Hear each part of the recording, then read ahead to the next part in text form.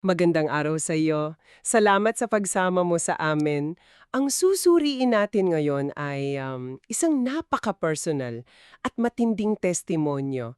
Galing ito sa isang sanaysay ni Narciso Olalo na pinamagatang The Power of Mind and the Voice of God. Oo, at grabe, pagkabasa ko nito parang, sumilip ka sa isang bintana papunta sa isang pananampalataya na talagang iba.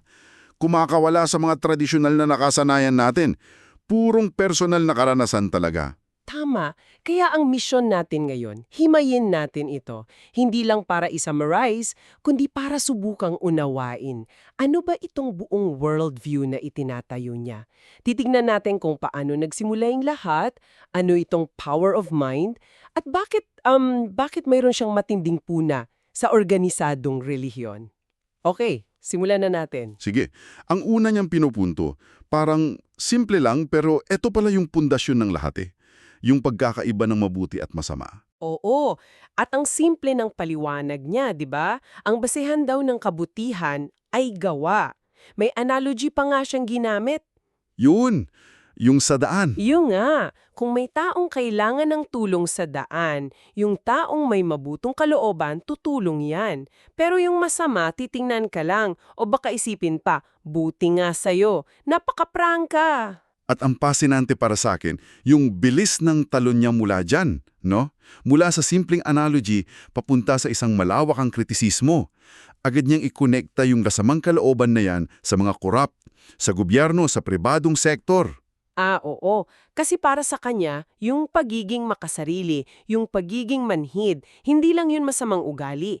Direkta na yung katumbas niya, kawalan ng pag-ibig. Tama. At doon na pumapasok yung teolohiya niya. Kasi ang logic niya, simple lang. Kung walang pag-ibig, walang Diyos. Ganun kadirekta. Grabe. So para sa kanya, yung isang korapto na opisyal, by definition, wala siyang Diyos. Kahit araw-araw pa siyang magsimba. Eksakto, dito na niya inilalatag yung ideya na yung mga ritual, yung pagsimba, pagdarasal, parang panglabas lang yan. Panglabas lamang, yan yung term niya. Kung hindi naman sinasabayan ng gawa. Malinaw na malinaw sa sinulat niya na para sa Diyos, hindi yung seremonya ang importante. Ang tinitingnan ay yung actual na ginawa mo sa buhay mo. Action talaga ang sukatan. Yun yung basehan. Pero mula diyan, sa filosofiya ng gawa, biglang may shift.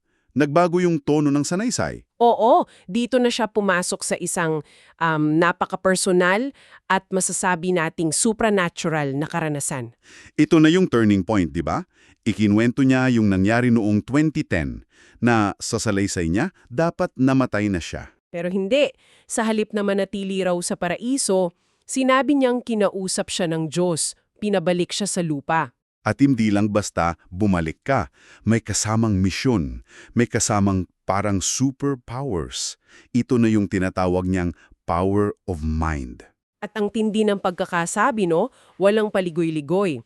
Ayon sa kanya, ang direktang sinabi raw ng Diyos at sisipiin natin, bumalik ka sa lupa at bibigyan kita ng power of mind. Wow! Diretsahan, hindi interpretation ng isang pakilamdam. Isang utos na narinig niya raw. At ito na yung naging pundasyon para sa lahat ng susunod niyang sasabihin. Tumpak. At hindi to malabong konsepto para sa kanya. Nilinaw niya kung ano yung sakop ng power of mind na to. May 4 na pangunahing kakayahan. Okay, sige. Hamayin natin yan. Kasi ang laki ng konsepto niyan, di ba? Power of mind. Ano raw ba talaga ang kaya niyang gawin? Sinabi niya na kapag kausap niya ang isang tao, nakikita niya kung anong mayroon ang taong yun. Medyo malawak pero parang may insight siya. Okay. Pangalawa, at dito na nagiging mas matindi. Sinabi niyang kapag nasaan yung espiritu na siya, mas magiging powerful pa to. Makikita raw niya yung kasalanan ng isang tao kahit gaano nakatagal nangyari. Teka, hindi lang ng mga buhay, di ba? May binanggit pa siya? Oo, yun yung pangatlo. Mas kahindik-hindik pa. Makikita rin daw niya ang kasalanan ng mga patay na. Isipin mo yun, walang maitatago sa kanya. At yung pang-4. Ito yung pinaka-controversial siguro sa lahat.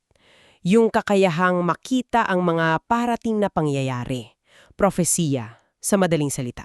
So, kumpleto. Pagbasa ng tao, pag-alam sa nakaraan, at pagtanaw sa hinaharap. Grabe! Kung titingnan natin to sa mas malawak na konteksto, yung ginagawa niya, ipinoposisyon niya yung sarili niya bilang isang propeta. Isang direktang daluyan, kumbaga. Hindi galing sa libro yung kaalaman niya, kundi direktang bigay. At may utos pa, di ba? Malinaw din daw yung utos sa kanya. Oo. Manggamot at mangaral ka. Kasama mo ako sa lahat ng panahon. Siyempre, kung ganyan kalaki yung mga sinasabi mo, hahanapan ka ng resibo. Hahanapan ka ng patunay. At nagbigay naman siya. Paano niya raw pinapatunayan yung mga kapangyalihan na to? Inisa-isa niya. Sa panggagamot, ang sabi raw sa kanya ng Diyos, ako ang nagpapagaling pero ikaw ang nagagamot. So siya yung instrumento. Kailangan lang daw marinig ng tao yung boses niya at maniwala. Maniwala sa kanya bilang kasangkapan at kay Jesus. Parang yun yung susi. Okay, so sa panggagamot, instrumento siya. Paano naman sa pag-alam ng kasalanan? Binanggit niya na marami siyang record na pinakalat tungkol dyan sa kasalanan ng mga buhay at patay. Lumalabas daw yung mga to sa paraan ng pagtatanong niya sa mga ginagamot niya. Parang side effect ng panggamot.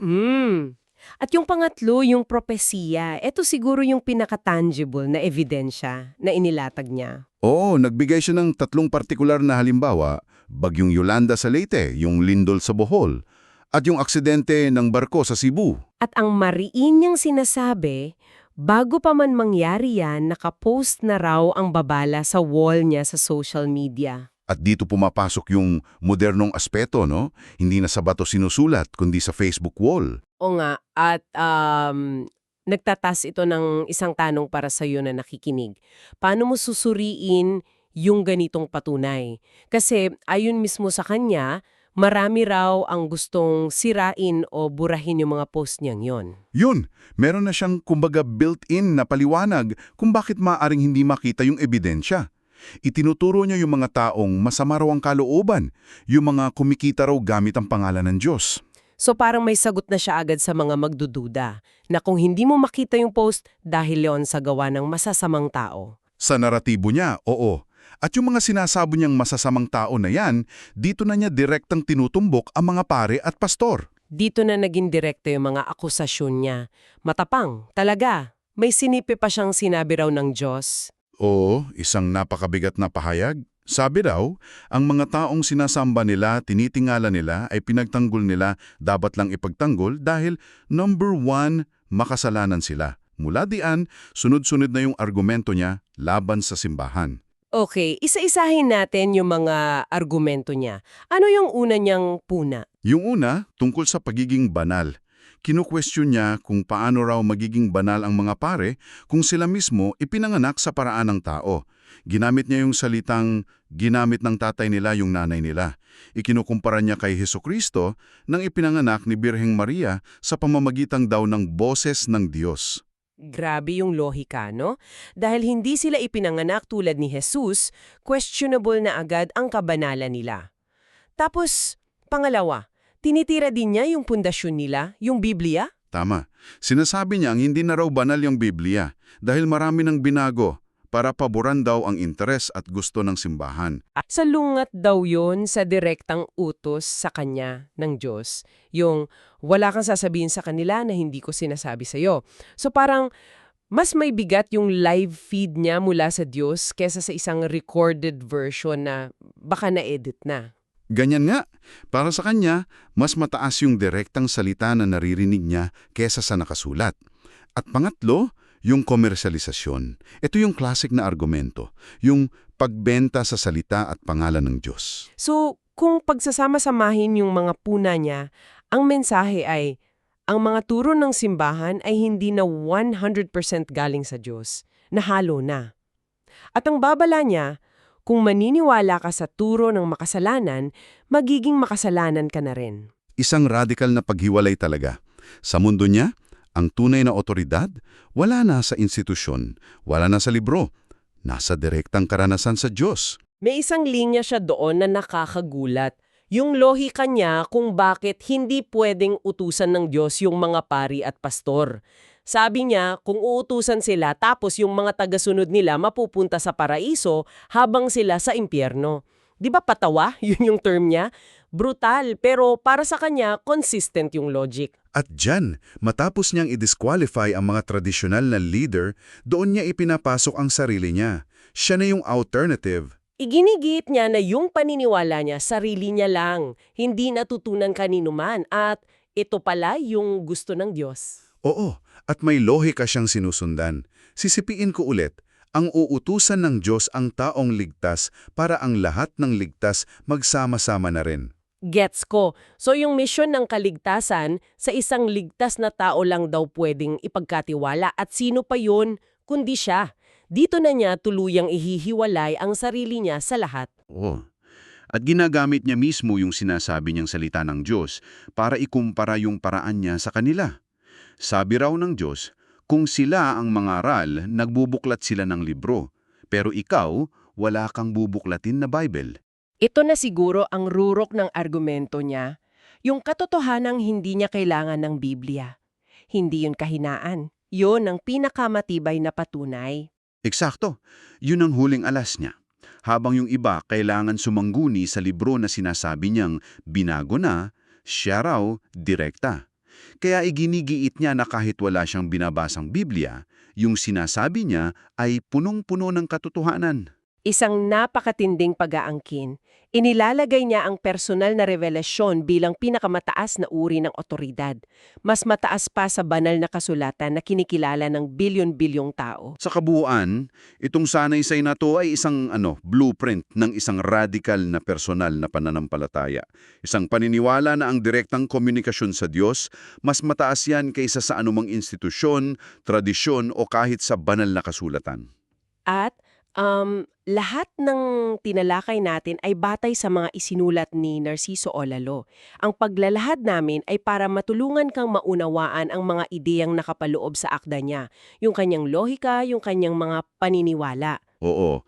At ang hamon sa iyo bilang tagapakinig ay kung paano mo susuriin ang ganitong testimonyo.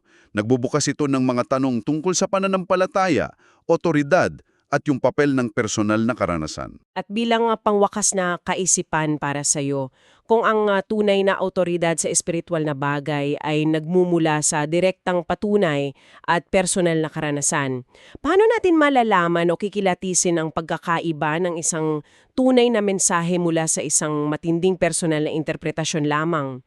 Ano ang nagiging pamantayan natin kapag ang batayan ay isang bagay na hindi kayang maranasan o i-verify ng lahat?